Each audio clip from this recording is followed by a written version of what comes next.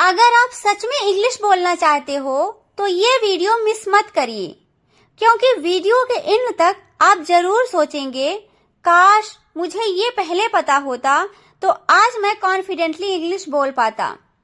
Hello guys, spoken English का day 4 आपके लिए गेम चेंजर है, क्योंकि आज हम वो सीखेंगे जो डेली लाइफ में सबसे ज्यादा यूज होता है। जैसे मुझे जाना है, हमें आम खाना है, मुझे खीर खानी थी, मुझे जल्दी उठना पड़ता है, तुमको नौकरी छोड़नी पड़ेगी। गाइस, इन सेंटेंसेस को ध्यान से देखिए। कुछ सेंटेंसेस में हमें काम को अपनी मर्जी से करना पड़ रहा है और कुछ सेंटेंसेस में मजबूरी से। जैसे मुझे जाना है, इसमें क्या है, काम को हम अपनी मर्जी से कर रहे हैं, मतलब हम अपनी मर्जी से कहीं जा रहे हैं। तुमको नौकरी छोड़नी पड़ेगी, मतलब ये काम आपको मजबूरी में करनी पड़ेगी। तो जब हम इन्हें इंग्लिश में बोलते हैं तो HMR के साथ टू का यूज करते हैं, वाज वर्ब के साथ टू का यूज करते हैं, या हैव के साथ टू का यूज करते हैं। तो चलिए इन्हें बिल्कुल आसान तरीके से समझते हैं। सबसे पहले हम इज टू, एम टू व आर टू के बारे में जानते हैं। Is to, am to, are to का मीन्स होता है किसी काम को करना है। अब आप सबके माइंड में आएगा कि इनका यूज कब करेंगे। तो जब कोई काम हम अपनी इच्छा से करते हैं वहां इन्हीं का यूज करते हैं। बस कुछ चीजें अच्छे से याद रखिएगा। आई के साथ हमेशा M2, ही, शी, इट और किसी भी नाम के साथ इज टू, यू, वी, दे के साथ R2 का यूज करते हैं, तथा इनके बाद हमेशा वर्ब की फर्स्ट फॉर्म आती है। कौन सी फॉर्म आती है? वर्ब की बेस फॉर्म। ओके, अब कुछ एग्जाम्पल्स के द्वारा इसे समझते हैं। जैसे मुझे अंग्रेजी सीखनी है। इस सेंटेंस को देखिए, क्या ऐसा इसमें पता चल रहा है कि अंग्रेजी सीखने के लिए आपको कोई प्रेशर कर रहा है? नहीं ना, मतलब हम इस काम को अपनी इच्छा से कर रहे हैं। मुझे अंग्रेजी सीखनी है, तो मुझे के लिए किसका यूज करेंगे? आई का। किसका? आई का। और आई के साथ क्या आता है? M2। आई के साथ M2। क्या सीखनी है? अंग्रेजी। तो क्या सीखना? लर्न। और क्या सीखना है? इंग्लिश। तो क्या हो जाएगा? I am to learn English. I am to learn English. हमें आम खाने हैं। हमें वी के साथ क्या आएगा? R2। क्या करना है? खाना है, तो फर्स्ट फॉर्म ईट। क्या खाना है? आम। तो क्या हो जाएगा?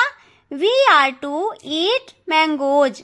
We are to eat mangoes. उसे खाना बनाना है। किसे खाना बनाना है? उसे। तो क्या हो जाएगा? She is to cook food. She is to cook food. मुझे अभी घर जाना है। I am to go home now. I am to go home now. उसे कमरा साफ करना है। तो यहाँ पे क्या होगा? ही या शी। ही, शी के साथ क्या आता है? Is to. तो क्या हो जाएगा? He, she is to. क्या करना है? कमरा साफ करना है, तो क्लीन दी रूम।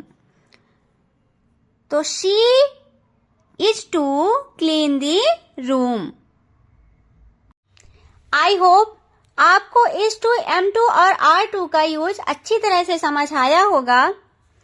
अब चलते हैं वाज टू और वर टू के यूज में।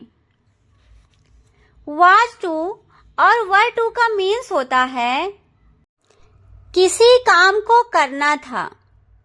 मीन्स जब किसी काम को पास्ट में अपनी इच्छा से करना था, वहां वाज टू और वर टू का यूज होता है।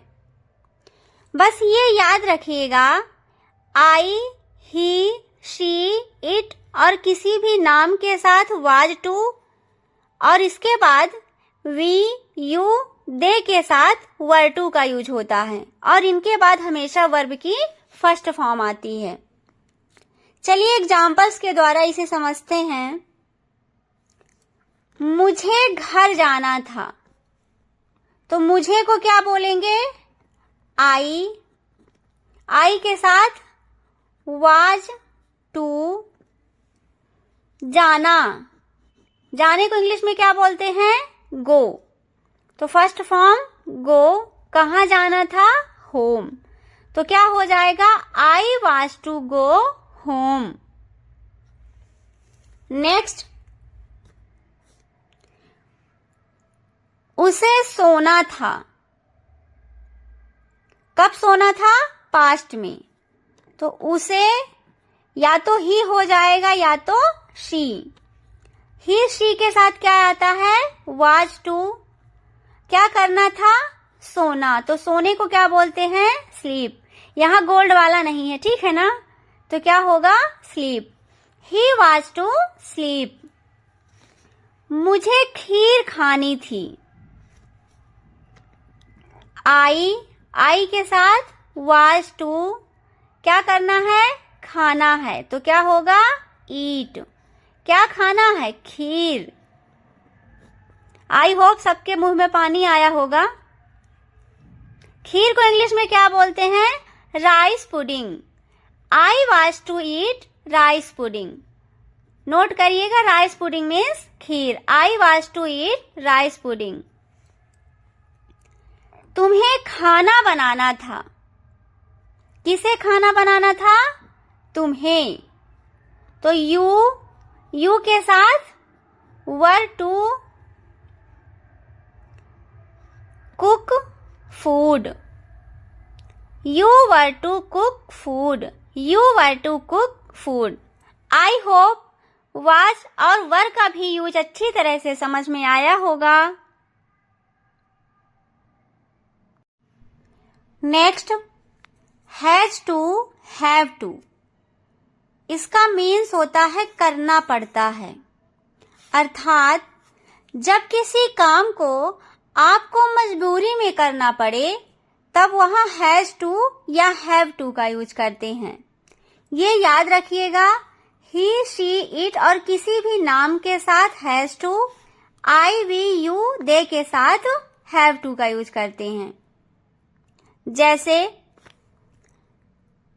मुझे जल्दी उठना पड़ता है। वैसे सबको सोना अच्छा लगता है, सही बात है ना? लेकिन हमारी मजबूरी क्या है? जल्दी उठना।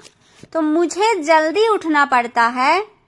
तो आई के साथ हैव टू, क्या करना पड़ता है? उठना पड़ता है। तो get up early. I have to get up early. उसको हिंदी बोलना पड़ता है। उसकी मजबूरी है हिंदी बोलना, है ना? ही के साथ has to speak Hindi. He has to speak Hindi. मुझे चिल्लाना पड़ता है, मतलब मेरी मजबूरी क्या है? चिल्लाना। तो आई के साथ हैव टू, क्या करना पड़ता है? चिल्लाना पड़ता है। तो shout. I have to shout. हमें प्रतिदिन प्रैक्टिस करनी पड़ती है। अगर हम किसी चीज को सीख रहे हैं तो बिना प्रैक्टिस के तो वो नहीं आएगी, तो हमको क्या करना पड़ेगा? उसकी डेली प्रैक्टिस करनी पड़ेगी। तो कैसे बोलेंगे? We have to practise daily. We have to practise daily. मुझे ध्यान से सुनना पड़ता है। अगर आप ध्यान से नहीं सुनोगे तो सारी बातें आपको समझ ही नहीं आएंगी। तो क्या करना पड़ेगा? केयरफुली सुनना पड़ेगा। तो मुझे ध्यान से सुनना पड़ता है। आई के साथ have to listen carefully. I have to listen carefully. I have to listen carefully. I hope आज का वीडियो आप सबको बहुत पसंद आया होगा। बस इतना याद रखना है कि अगर किसी काम को इच्छा से करनी है और किसी काम को मजबूरी से करनी है तो दोनों में डिफरेंस होता है। अगर हम प्रेजेंट में किसी काम को अपनी इच्छा से कर रहे हैं तो इज एम आर टू का यूज होगा, और अगर पास्ट में किसी काम को इच्छा से करना था तो वहां पर वाज या वर टू का यूज होगा। इसके बाद अगर हमको किसी काम को मजबूरी में करना पड़ता है तो वहां पर हैज टू या हैव टू का यूज होता है। अगर आपको सारे कॉन्सेप्ट अच्छे से समझ में आ गए तो प्लीज कमेंट में बताइए। उसे सच बोलना है, उसे खाना बनाना था, मुझे इंग्लिश बोलनी पड़ती है, इसे इंग्लिश में कैसे बोलेंगे। Thanks for watching. Please like, share and subscribe. Thank you.